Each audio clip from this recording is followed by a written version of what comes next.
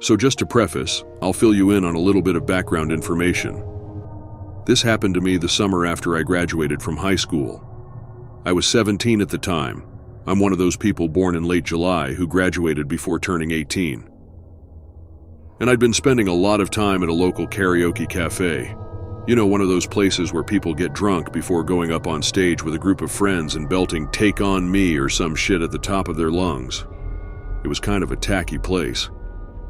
It used to be this little mom and pop's Philly cheesesteak restaurant, but had recently been bought out, refurbished, and installed with a pretty extensive sound system. But the new owners didn't bother to get new flooring or deep clean the walls, and it usually smelled pretty bad in there. I wouldn't have spent as much time there as I did, but I met someone who made me feel like I wanted to be there. The first time I saw her, I was sitting alone at the back of the restaurant. They had a couple rows of fold-up chairs for anyone who wanted to be there exclusively for the music, as long as they were willing to pay a little entrance fee. I was perfectly fine with that because the food kind of sucked, and I was just there to pass time, since there really wasn't much of anything else to do in my town. It didn't take long before I noticed this girl sitting at one of the round tables with a group of her friends. She had long blonde hair.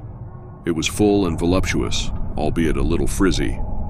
It looked like she'd probably been out driving with the windows rolled down, or maybe working out. She had bangs too. I didn't know too many girls with bangs. Her friends looked like many of the other girls in my town, though. I could see that one of them was wearing a t-shirt that said Simmer on it, which was the name of a youth retreat that one of the local churches went on every summer. And some of the others were dressed rather prudishly with long cotton skirts and the classic church girl cardigan. Not that I had any problem with these kinds of girls, but they didn't typically gravitate towards me due to my sexuality. That's why it was so surprising when the blonde girl with bangs came over and sat right next to me after her friends had gone to the bathroom. And it wasn't with a look of judgment or concern. If anything, it was a look of intrigue, and maybe even something more. "Hey," she said. "Hey. My name's Ashlyn. What's yours?" "Samantha." "Cool." She folded her arms around her knees and fixed her eyes on the people dancing around on stage. Then she giggled and turned her body around to face me. "You're gay, aren't you?" My whole face turned red. I didn't know what to say. Was she asking so she could tell me I was living in sin? Or maybe use this as an opportunity to invite me to church?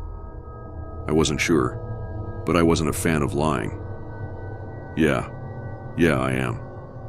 "I figured as much," she teased. This is the part where I was expecting her to hand me an ABCs of Salvation pamphlet or strike up a conversation about why homosexuality is wrong.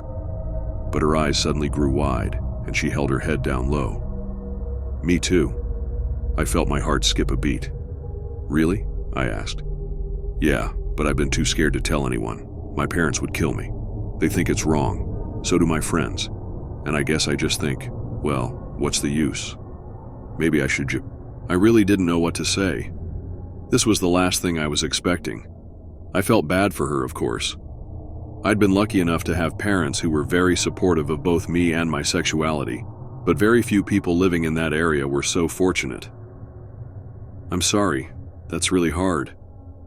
"Yeah, but c'est la vie. Sorry, I know this is awkward. I don't even know you after all. But I guess I just wanted someone to know." "Anyone would. It's okay." "Thanks." When her friends came out of the bathroom, she leapt to her feet, probably because she didn't want them to see her sitting next to me. "Well, I guess I'm heading out," she whispered very discreetly. "But I guess I'll see you around?" "Anytime." And then, as her sad eyes turned spunky again, she blended seamlessly back into that swarm of church girls, as if she'd never left their sight. I don't know what it was about her, but I couldn't stop thinking about Ashlyn all night. She was just such an anomaly. An absolutely gorgeous and stunning girl who took initiative, was extremely friendly, who seemed smart and thoughtful, and who just so happened to be a lesbian and also probably a Christian. All in my little country town, too. Forget anomaly. She was basically a unicorn. I've got to get to know her, I thought.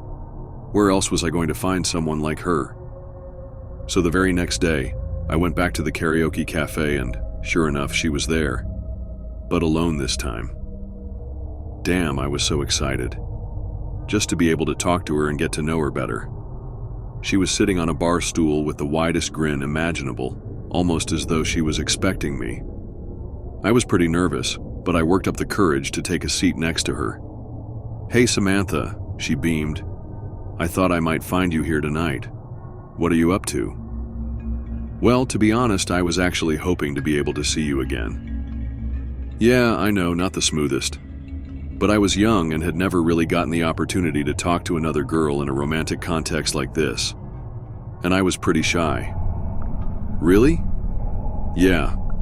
She swiveled her stool to face the other direction for a moment, and her face got pretty red. She seemed really happy that I was there, and I was obviously just over the moon about that. Everything seemed to be going pretty well. I offered to buy her drinks. Virgin, obviously, we were both underaged, and we spent the rest of the night talking. "So, what's your story?" she asked. "My story?" "Yeah, like where are you from? What are you hoping to accomplish before you die?" "Well, I've lived here pretty much all my life. My dad is an electrician, and my mom does real estate. I just graduated about a month ago, and I got accepted into UGA, but, I'll be honest, I'm not really entirely sure what I want to do with my life." "I totally get that." She nearly choked on her Virgin Bloody Mary trying to get the words out.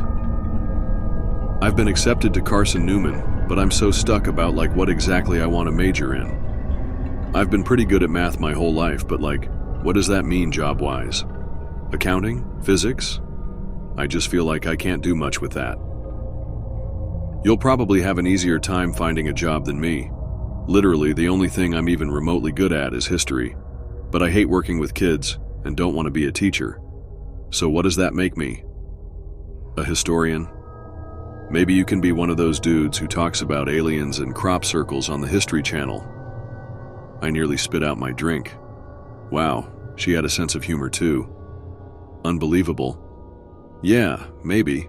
4 hours passed between then and when I finally got in my car to leave. But you could have told me it was 4 minutes, and I probably would have believed you." She told me a little more about herself. She moved here about 6 months ago, which is probably why I'd never seen her before. She said she was very into her faith, but that she often felt conflicted because of her sexual identity, which she believed to be morally wrong despite being something she couldn't help. I felt terrible for her. As she explained it, the inner turmoil was written all over her face. "I just don't know what to do sometimes. I know it's wrong, but I can't help it." "Well, maybe it isn't so wrong," I said.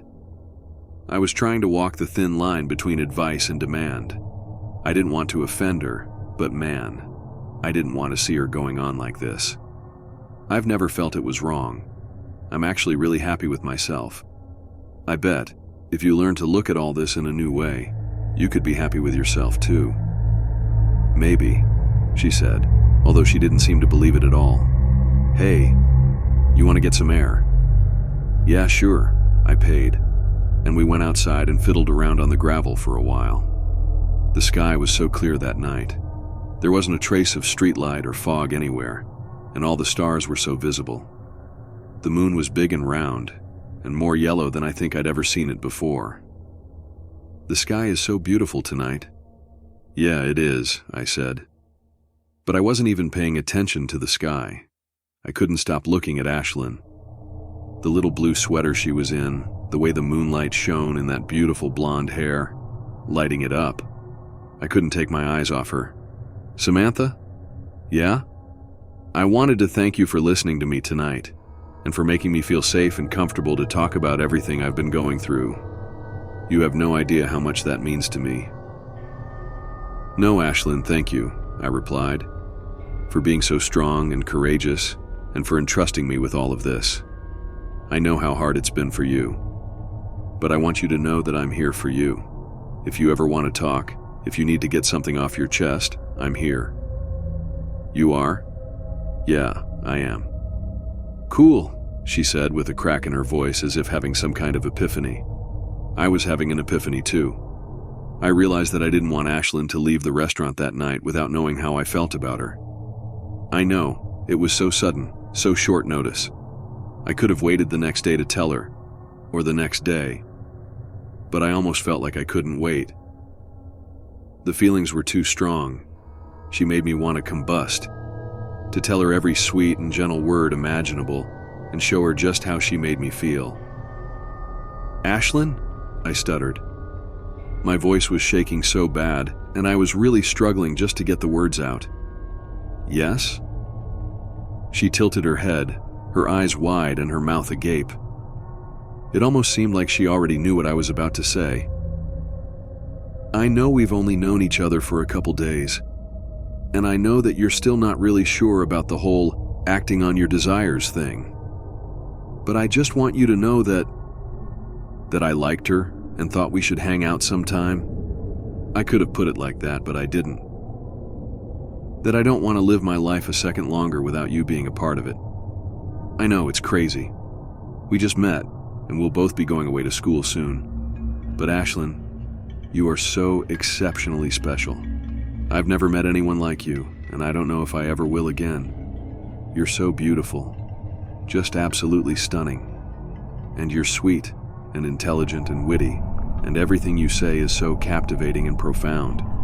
To not tell you how I feel and let you slip away without knowing would be the biggest mistake I could ever make. So what do you say?" She didn't say anything. She just stood there with a blank expression. Then she took a few strides closer to me. I was expecting maybe a slap in the face or a rejection. She held my face in her hands and kissed me on the mouth. And thus began our time together. And let me tell you, those were the happiest 2 months of my entire life. It was pure bliss. She was so wonderful, like I can't even put it into words. We spent nearly every day together fishing down by the lake, going out to see movies, driving all over town at night and just shooting the shit. We abandoned that karaoke cafe pretty early on. And for the first 2 quarters of that time, we never really had any problems.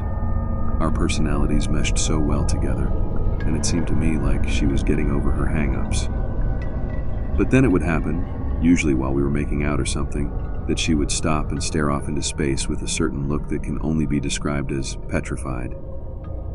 The thing is, though, she didn't look particularly guilty about what we were doing, just scared. "Is everything all right?" I would ask. Then she would stare straight into my eyes. Her lips would quiver as though she wanted to tell me something, but then she would say something totally different. "We shouldn't be doing this." "What?" "This. We shouldn't be doing any of it." "Okay," I would say. It was tough because every time she would say things like this, I panicked a little on the inside, fearing she was going to break things off, and I would have been devastated if that happened. But I understood that she was under a lot of pressure and was still getting used to all this, so I suggested we take things a bit more slowly. Maybe then she wouldn't feel so bad. She agreed. Things got a little better for a while, although it was pretty clear to me that her conscience was not any more at ease than it was before. She was just hiding the way she felt so I wouldn't notice. But I was always wondering in the back of my mind what exactly she was thinking and what it was she wanted to tell me. I'm a pretty perceptive person, but it even took me a while to notice that she started getting these tiny, almost non-existent sores on her arms. And I mean all over. They blended in with her skin well enough, but were perfectly round, with tiny black dots in the middle. At first, I assumed maybe it was just acne or something, but she started getting more and more. I'd had acne before back in freshman year, and I knew it probably wasn't supposed to look like this. "Hey babe, I'm sorry if this is a little personal, and you don't have to tell me if you don't want to, but I was just wondering where you think all these little sores are coming from." "What sores?" she said. Now this kind of raised some flags for me. They were getting pretty obvious at this point, and there's no way she didn't notice them.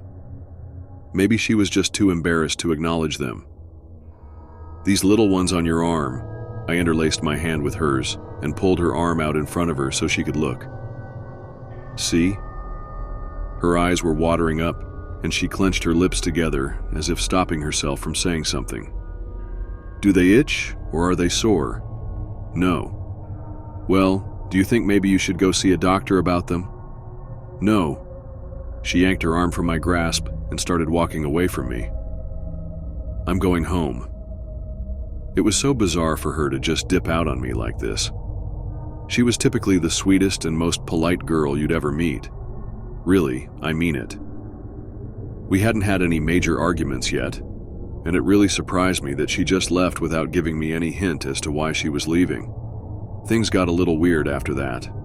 We still hung out all the time, and she was still the Ashlyn I knew and loved, but she became a lot more reserved. We used to goof off and crack jokes with each other all the time, but now we kind of just stayed quiet. All our conversations were so surface level, about the weather and town gossip, and our respective memories from high school. It really bothered me because I knew she had so much more to say than this, but was holding back and almost pretending to be someone else. Until one day, she finally broke down and started crying. "Ashlyn, is everything okay? What's the matter?" I was terrified, as anyone would be, but also kind of excited, because maybe I was finally going to get to know what had been going on with her. She was sobbing vehemently. Her face was soggy with tears, and she was borderline hyperventilating. And my God, her facial expression. Saliva dripped from her mouth, and her eyes were rattling. She looked like a little helpless animal that had been abused and left to die roped to a tree. I squeezed her hand, but I was nervous to hold her or comfort her. She looked as though any gentle touch might startle her or cause her a great deal of distress. So I mostly just sat back and waited for her to say something. Yes? Go on, what is it? You can tell me, Ashlyn. Whatever it is, you can tell me. And I promise it'll be okay. She sunk her head into her long, feathery skirt and buried her face in it, hugging her knees with her arms like she often did. "I can't get out." "What? I can't get outside. I can't get out." She said it with such emphasis and aggression that anyone else would have thought it was almost for comedic effect. But not me. My whole back became a cesspool of goosebumps. "What do you mean you can't get out? Get out from where?" She opened her mouth a bit, deliberating whether or not she was finally going to tell me. Looking back, Christ, I wish she would have. She was so close, but she shut her mouth and didn't say anything for the rest of the night. A few minutes later, we got back in my car, and I drove her home with much uneasiness. I wondered if maybe she'd been getting abused or something, but I knew that she wasn't going to stay with me or anyone else, no matter how hard I tried to convince her. After I dropped her off, I contemplated calling someone about this. I didn't really know who to call. The cops, I guess. Or maybe Child Protective Services. But I wanted to give Ashlyn some heads up about it. I was fully aware that this may put a huge strain on our relationship, or maybe even cause it to end. But honestly, at this point, I didn't care. Her safety was far more important to me than our 2.5-month-long fling. Surprisingly enough, when we saw each other the next day, she seemed perfectly fine. You'd have never guessed she was on the brink of an emotional meltdown just the night before. She wore a thick sweater so her sores were not visible at all, although I never forgot about them. And she was wearing a full face of makeup, which wasn't typical for her. She looked very pretty, and genuinely seemed perfectly fine. She did not seem to be hiding anything, unlike the countless times before when she had hidden the way she really felt from me. "Ashlyn, are you feeling any better today?" "Much better." Her face lit up as she stretched her arms out wide. "I honestly feel great." "That's good," I said. I was a little suspicious and was definitely still thinking about calling someone, but I thought I'd wait it out a while just to see how she acted for the next couple of days. "What do you think caused you to feel better?" "Well, I talked some things out with my family and I realized something." "And what was that?" She squeezed my hand and leaned in for a kiss. "A way that I can be gay and still be close to God." "Oh, so that's what this was all about." Honestly, I was relieved. Of course, I didn't want her to be this emotionally conflicted, but I'd rather it have been something she could work through than something far more sinister. "Really? That's awesome. You want to tell me how?" She held her finger over her lips, It's a secret. Hey, as long as it would enable her to be healthy and happy with herself, I was all for it, no matter what it was. The next few weeks went really well for us. Ashlyn seemed to be back to her old self. We joked around and were stupid and reckless, just like we'd been during the first couple months of our relationship. I was really happy, and I could only hope that things would stay like this for a long while, and that Ashlyn would only continue to get better over time.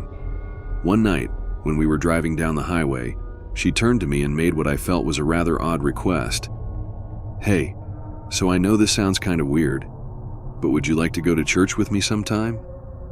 It did sound kind of weird. Not because I wasn't interested or something.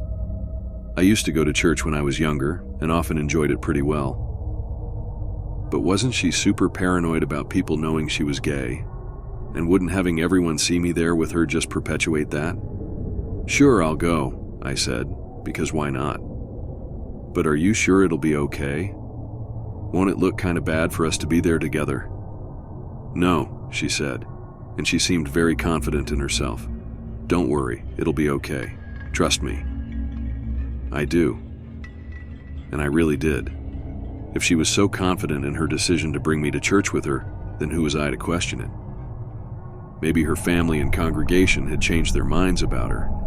Maybe they had decided to become more open-minded in general. Or maybe they hadn't yet, but Ashlyn wanted to be bold and take a stand, and maybe show them our relationship as a means of getting them to reconsider their views. Needless to say, I wanted to be supportive of her bravery. So that Sunday, I got all dressed up. I'm not the daintiest person ever, so I didn't have a whole slew of dresses to choose from. I could only find one. It was white with black polka dots and very old-fashioned looking. I remembered that my mother had passed it down to me when she said it didn't fit her anymore. Oh well. It was all I had.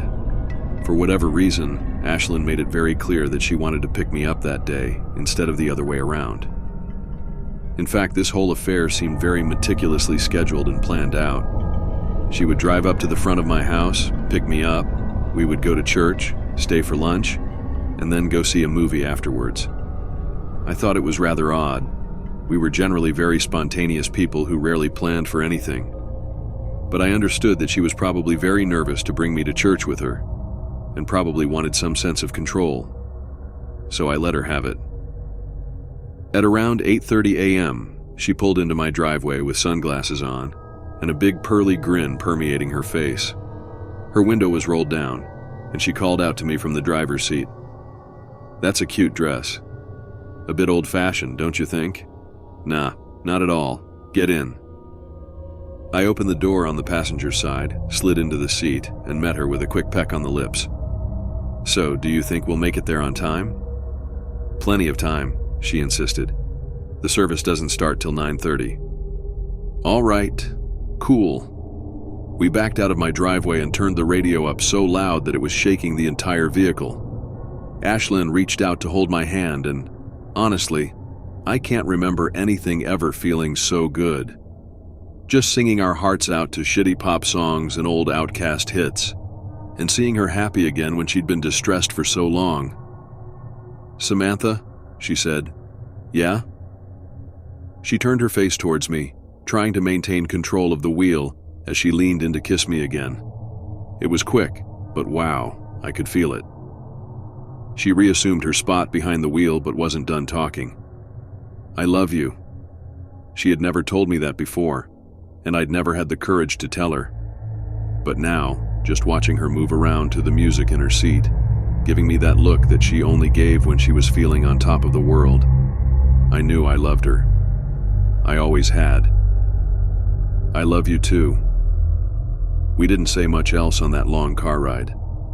I think we were both still taking in the words that had just been said, and at a certain point, we lost signal, and our jam session had to come to a close. I noticed that the longer we drove, the less we saw. At first, there were restaurants and convenience stores and a fair amount of people out and about. Then, there were gas stations and a tobacco store or two. Now, there was road, long stretches of road, crumbling and riddled with potholes, running deep into the mountain with vast fields of dandelions on either side. "Damn, this place really is way out here."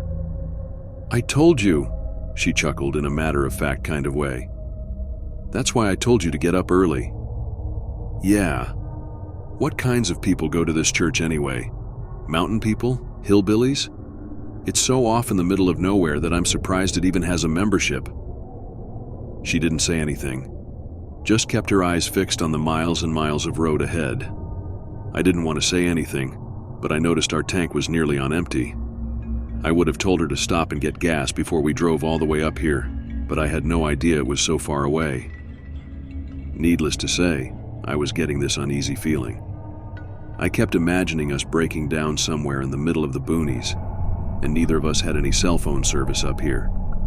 If that were to happen, God knows who we might run into, or what they might try to do to us.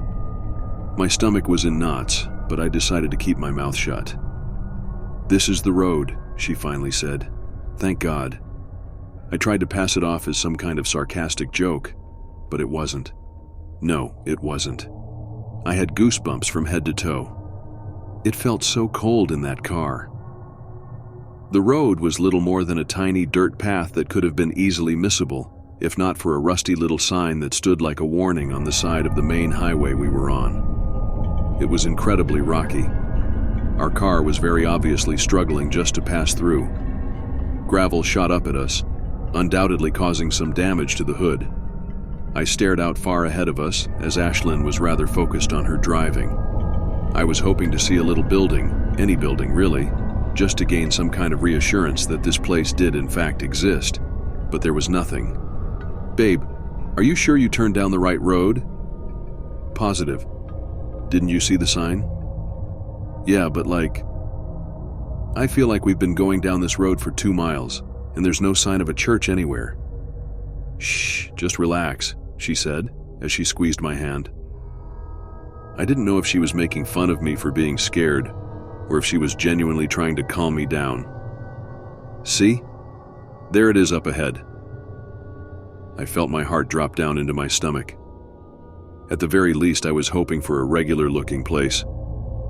Even if it was small, even if it looked like it hadn't been renovated since the 70s, I wanted to come upon a place that made me say, "Oh, you're right, there really is a little church up here." Something that would ease the tension in my gut and help me to shake off all these bad feelings I was getting. But this place looked like it could have been a century old. It was built from stone, but on every side there were huge gaping holes where massive chunks of rock had fallen through. They now lay adjacent to the church like little tombstones. From the holes, there were weeds and wildflowers springing up and pressing themselves against the side of the building. There appeared to be stained glass windows, 3 on every side of the church, deep blue and this ghostly violet color. A steeple rose like a standard from the forefront, a crucifix sitting comfortably at the top. There were no cars here, and from what I could see, no people. "Ashlyn, what the hell is this?" "What?" she snapped. She seemed genuinely offended by my question. "Where are you taking me? This place doesn't even look operational. There aren't even any cars here." She stared straight ahead, almost as though I never spoke a word. "We must be early." She pulled into a little patch of grass that lay at the front of the building. The place had no proper parking lot, not even a little allotment of dirt. She put the car in park, and we just kind of sat there for a few minutes. At first, neither of us said anything.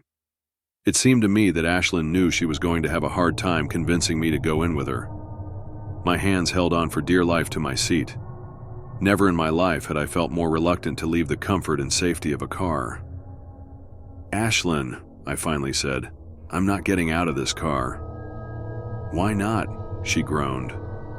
She looked visibly upset at this point, her eyes welling up and her lips quivering. "I just don't have a good feeling about this.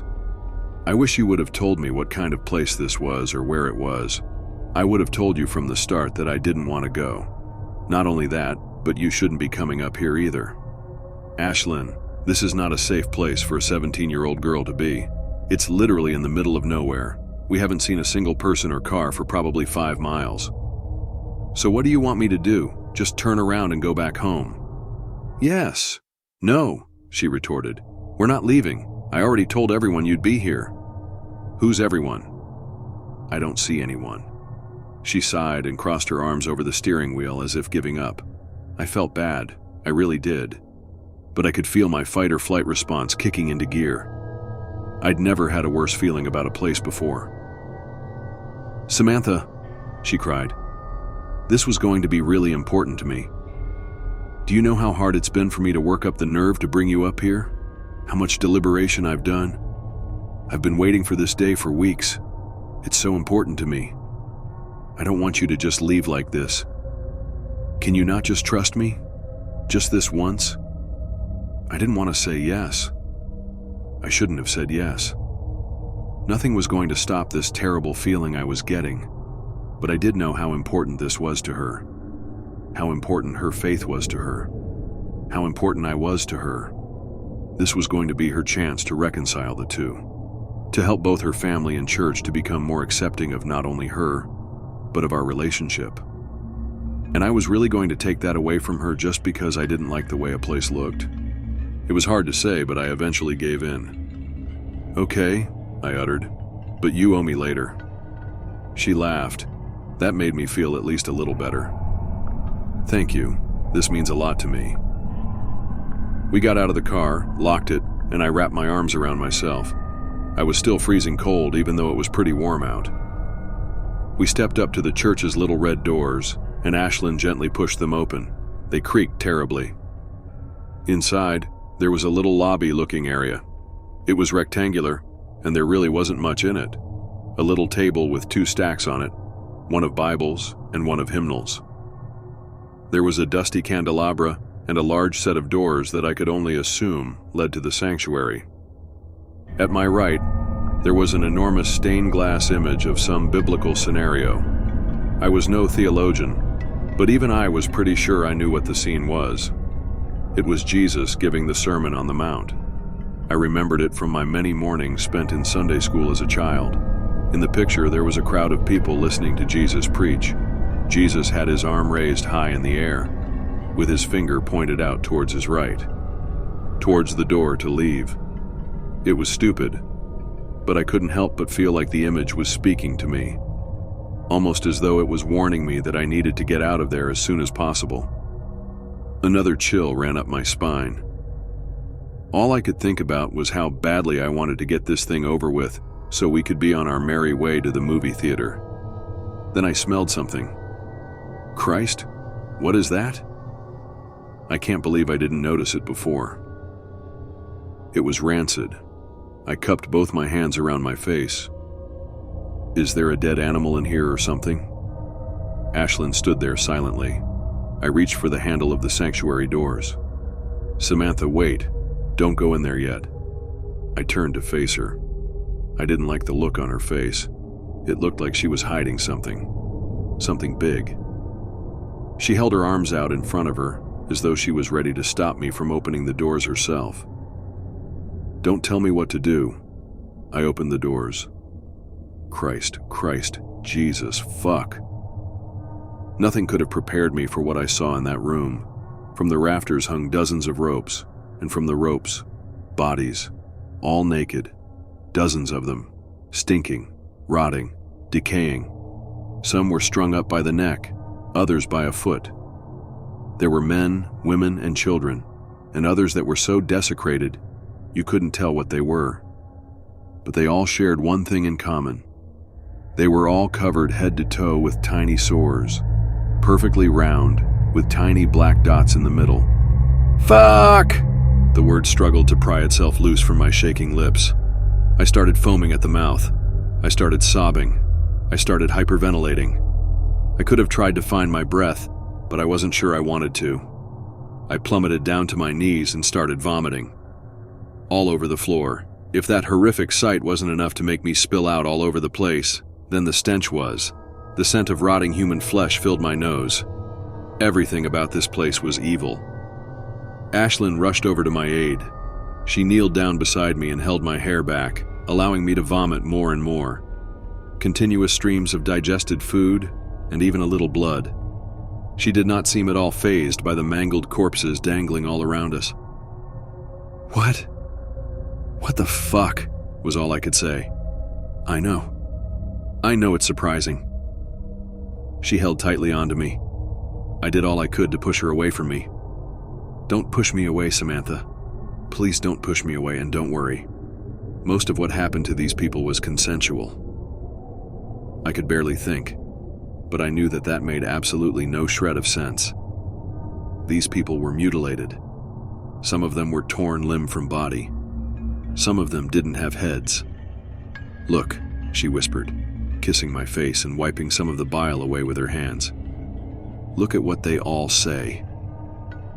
I didn't want to look, but I forced myself to. The one that first caught my attention was a woman. She was hung by the neck. She still had her hair, but it was matted and overrun with flies. She was clearly pregnant. There was a crude wooden sign nailed over her tummy. I clenched my head in disgust as I read the word scribbled on it. Fornication. I looked around the room. There was a man who had a sign nailed over his eyes. Lust. There were two men tied up together. One of them had a sign nailed to his penis, and the other, whose back seemed to have been broken, was bent over with a sign nailed to his ass. Both said sodomy. There was a little girl with her tongue sticking out. I could see a nail jutting out on either side of her of it. Lying. I didn't understand. I didn't want to. Everybody sins, but some sin worse than others, Ashlyn said. She pulled up her sleeve and glanced down at all the little sores on her arm, identically matching the sores of everyone else in the room. She had clearly gotten many more since the last time I looked at them. I wanted to believe that I could get by with the needle alone, that the needle would be enough of a punishment for me to still be able to get into heaven. What the fuck was the needle? Then Ashlyn held her arm close to her and started crying. She looked somehow devastated. But I realized that the needle was not enough of a punishment for me. I was too bad, too perverse. The only way I was going to be able to get to heaven was if I died. You too, Samantha. No one gets to heaven unscathed. Before we come out on the other side with our gold intact, we must first go through the fire. If we don't go through the fire while we're still here on Earth, then we most definitely will in hell. My mouth was agape. I couldn't believe what I was hearing, or what I was seeing, any of it. Just think, she smiled through her tears. All these people are in heaven now. They're dead, I whimpered. All of them. And we will be too soon. She grabbed both of my hands and squeezed tightly. They're coming. I started hyperventilating again. Who? Them. She pointed out one of the stained glass windows. I looked out, and all I could see was movement. The windows were too dim and opaque to allow me to see who exactly was outside. But what I could see was shadows and outlines, tons of them, of people in all black. I gasped and mustered up all the strength I had to jump to my knees. They were shaking so badly that they nearly gave out. The first thought I had was to grab one of the signs, the one nailed over the man's eyes, and use it to try and break one of the other stained glass windows. I sprinted over to the corpse and got both my trembling hands around the sign. I kept yanking and pulling, but it wouldn't budge. I started panicking. This was all or nothing. Either I was going to yank this thing free, smash the window and get out of here, or I was going to die. With all my might, I pulled. Eventually, the sign broke free, but only with two eyes stuck to the nails in the back. I was horrified, but I didn't have much time to react. I bolted over to a window, rammed the sign against it, and shattered the glass. I heard a door open. My whole body shivered, but I couldn't stop now. I jumped up and used my arms to boost me to the opening where the window was. I winced. Shards of glass were cutting into my abdomen, thousands of them. I can't remember anything hurting so badly in my life. There was the sound of a door slamming. I heard voices and the jostling of feet. I threw myself out of that window and landed on my side. I screamed. More pieces of glass had sunk into my skin. I leapt to my feet and booked it out of there. I was running for dear life, and I wasn't even sure if my feet would be able to keep up with me. I hadn't thought in advance about what I would do once I got back into the woods. I'd forgotten that I was in the middle of nowhere, with no cell phone service, and that there probably wasn't anyone in a 6-mile radius who would be able to help me. So I just kept running and running. I didn't stop, no, not for a moment. My eyes were wide open and alert. At any moment, I could have run into one of those people in black. It scared me to think that there could be more out here to keep watch and make sure no one got away.